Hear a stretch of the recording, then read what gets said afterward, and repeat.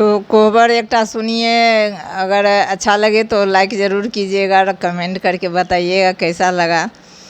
तो सुनिए, सीता जी रामचंद्र जी का कोहबर है।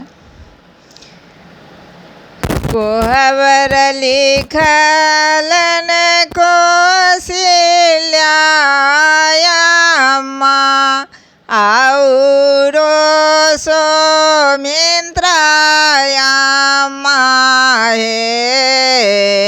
कोहबर लिखलन कौशल्या माया औरो सौमित्राया माहे।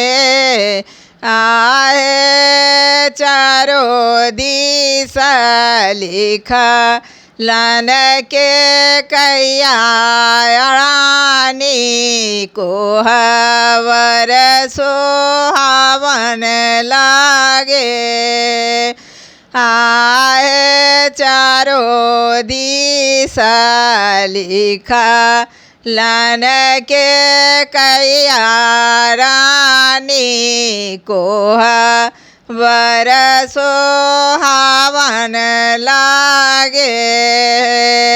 तही कोहबर सुत गेल राम दुल्हा। पीठ लागल सिया सुहवी। कतही कोहबर सुत गेल राम दुल्हा। पीठ लागल सिया सुहवी। आए मुहा माऊ घारी राम जी नीरे खाला। चारो तरफ यावरान है। आए मुहा माऊ घारी राम जी नीरे खाला। चारो दिस यावरान है।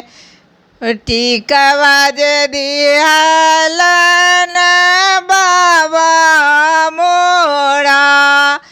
अम्मा मोरा नथिया दिहलन है।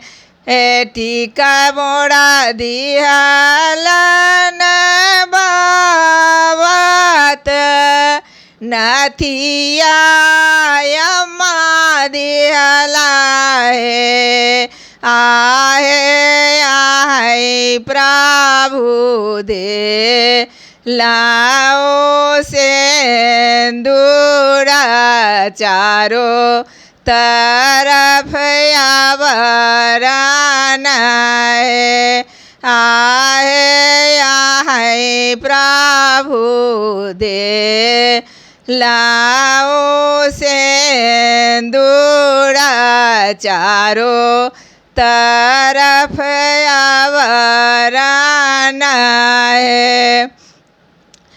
करमी के लाती ऐसन लथरत। पुरैनी ऐसन पसरत। करमी के लाती ऐसन लथरत। पुरैनी ऐसन पसरत। आए जुगे जुगे रहब आही बात सोहाग भरल रात। सीता जुगे जुगे रहू आई बात। सिंदूर भरल रात। कोहबर लिखलन कौशल्या